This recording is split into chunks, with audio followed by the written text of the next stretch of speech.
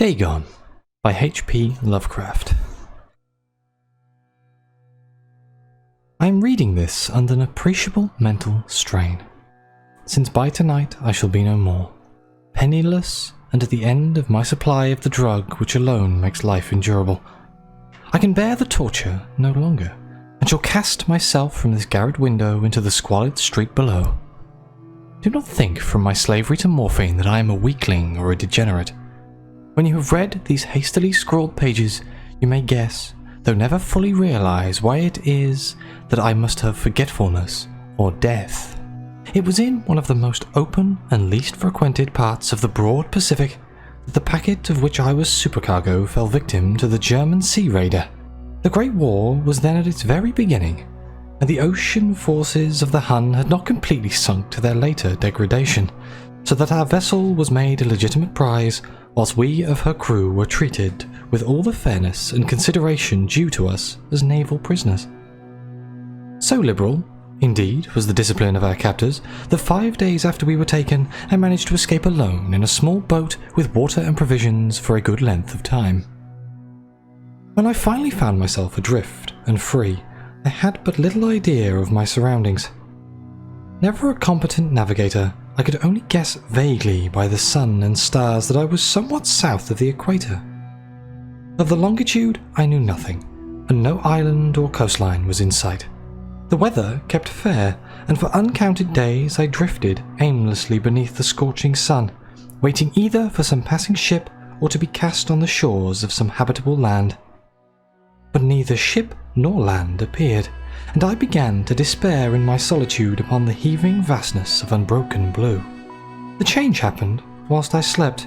Its details I shall never fully know, for my slumber, though troubled and dream-infested, was continuous. When at last I awaked, it was to discover myself half sucked into a slimy expanse of hellish black mire which extended about me in monotonous undulations as far as I could see, and in which my boat lay grounded some distance away. Though one might well imagine that my first sensation would be of wonder at so prodigious and unexpected a transformation of scenery, I was in reality more horrified than astonished.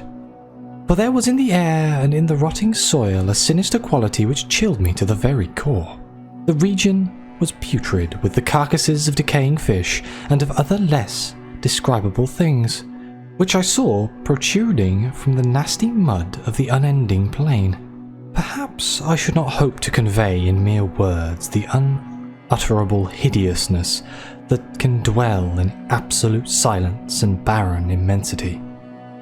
There was nothing within hearing and nothing within sight, save a vast reach of black slime. Yet the very completeness of the stillness and the homogeneity of the landscape oppressed me with a nauseating fear. The sun was blazing down from the sky, which seemed to me almost black in its cloudless cruelty, as though reflecting the inky marsh beneath my feet.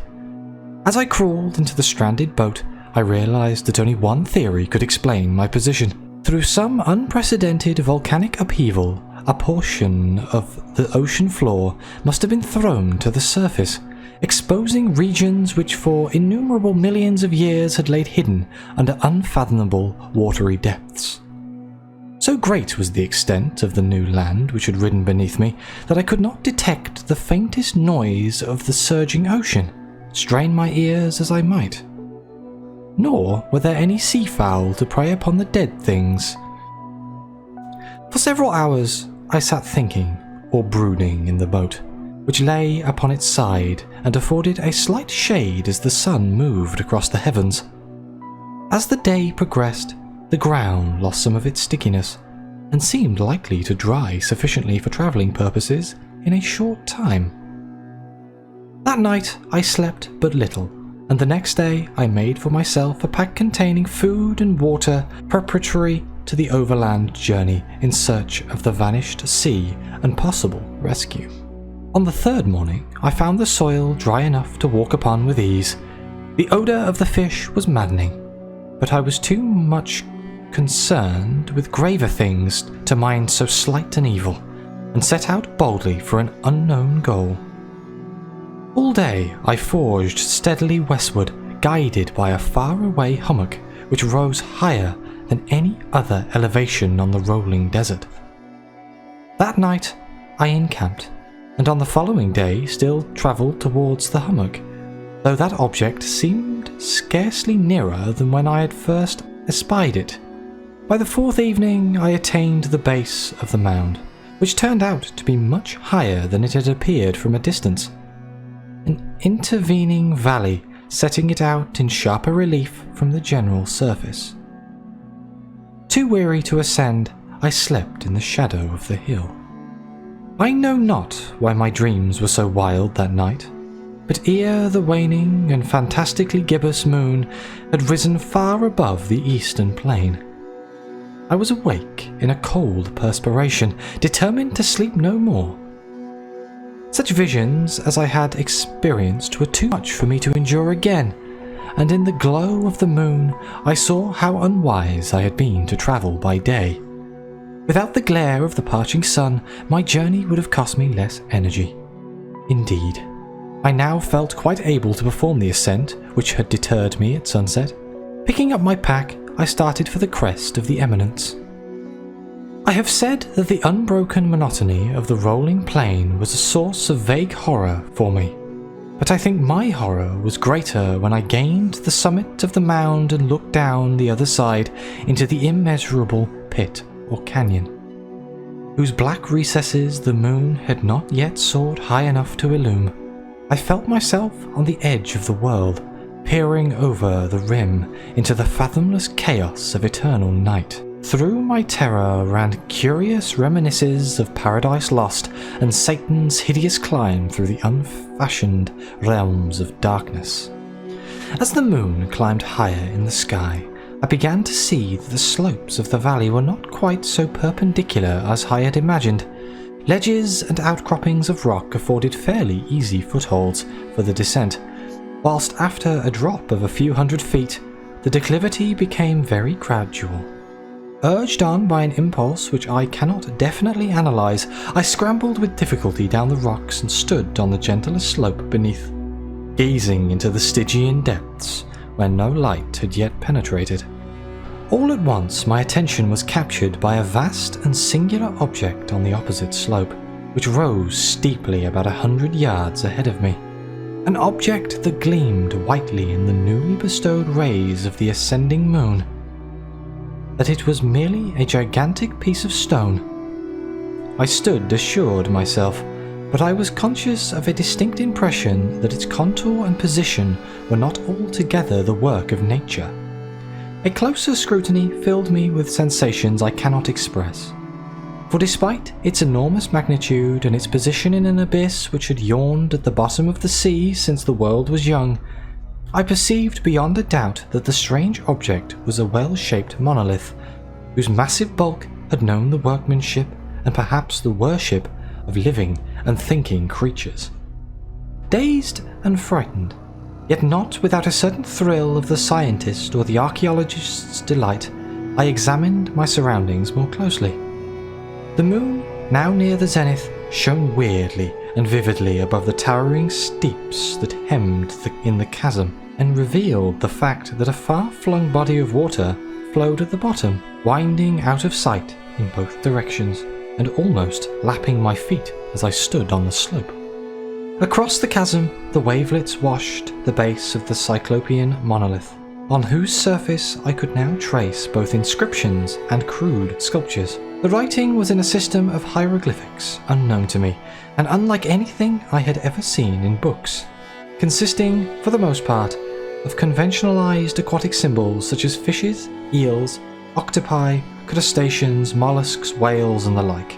Several characters obviously represented marine things which are unknown to the modern world, but whose decomposing forms I had observed on the ocean-risen plain. It was the pictorial carving, however, that did most to hold me spellbound. Plainly visible across the intervening water on account of their enormous size was an array of bas-reliefs, whose subjects would have excited the envy of a Doré. I think that these things were supposed to depict men. At least, a certain sort of men, though the creatures were shown disporting like fishes in the waters of some marine grotto, or paying homage at some monolithic shrine which appeared to be under the waves as well.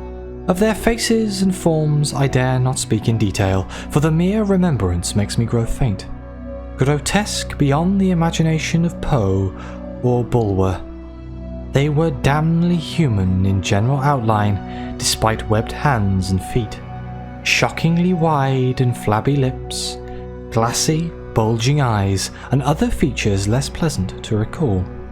Curiously enough, they seem to have been chiselled badly out of proportion with their scenic background. For one of the creatures was shown in the act of killing a whale represented as but little larger than himself. I remarked, as I say, their grotesqueness and strange size, but in a moment decided that they were merely the imaginary gods of some primitive fishing or seafaring tribe. Some tribe whose last descendant had perished eras before the first ancestor of the Piltdown or Neanderthal man was born. Awestruck at this unexpected glimpse into the past beyond the conception of the most daring anthropologist, I stood musing whilst the moon cast queer reflections on the silent channel before me. Then suddenly I saw it. With only a slight churning to mark its rise to the surface, the thing slid into view above the dark waters. Vast, Polyphemus-like and loathsome, it darted like a stupendous monster of nightmares to the monolith, about which it flung its gigantic scaly arms, and while it bowed its hideous head and gave vent to certain measured sounds, I think I went mad then. Of my frantic ascent of the slope and cliff on my delirious journey back to the stranded boat, I remember little. I believe I sang a great deal and laughed oddly when I was unable to sing. I have indistinct recollections of a great storm some time after I reached my boat. At any rate, I know that I heard peals of thunder and other tones which nature utters only in her wildest moods. When I came out of the shadows, I was in a San Francisco hospital, brought thither by the captain of the American ship which had picked up my boat in mid-ocean. In my delirium, I had said much, but found that my words had been given scant attention. Of any land upheaval in the Pacific, my rescuers knew nothing, nor did I deem it necessary to insist upon a thing which I knew they could not believe. Once I sought out a celebrated ethnologist and amused him with peculiar questions regarding the ancient Philistine legend of Dagon, the fish god. But soon perceiving that he was hopelessly conventional, I did not press my inquiries. It is at night, especially when the moon is gibbous and waning, that I see the thing. I tried morphine, but the drug has given only transcendent surcease, and has drawn me into its clutches as a hopeless slave. So now I aim to end it all, having written the full account for the information or the contemptuous amusement of my fellow men. Often I ask myself if it could not all have been a pure phantasm, a mere freak of fever as I lay sun-stricken and raving in the open boat after my escape from the German man-of-war. This I ask myself, but ever does there come before me a hideously vivid vision in reply. I cannot think of the deep sea without shuddering at the nameless things that may, at this very moment, be crawling and floundering on its slimy bed, worshipping their ancient stone idols and carving their own detestable likeness on submarine obelisks of water-soaked granite. I dream of a day when they may rise above the billows to drag down in their reeking talons the remnants of puny, war-exhausted mankind. Of a day when the land shall sink and the dark ocean floor shall ascend amidst universal pandemonium. The end is near. I hear a noise at the door, as of some immense slippery body lumbering against it. It shall not find me. God! That hand! The window! The window! thank you very much for listening to my rendition of H.P. Lovecraft's Dagon. As you can probably tell, the English in this book is considerably different to what I'm used to reading. It's a little bit old school, so I do apologise if there was any mistakes or misreadings. But either way, thank you very much for watching. Please like, subscribe, let me know what you think. Your comments are greatly appreciated, they really are. And as always, I'll see you next time.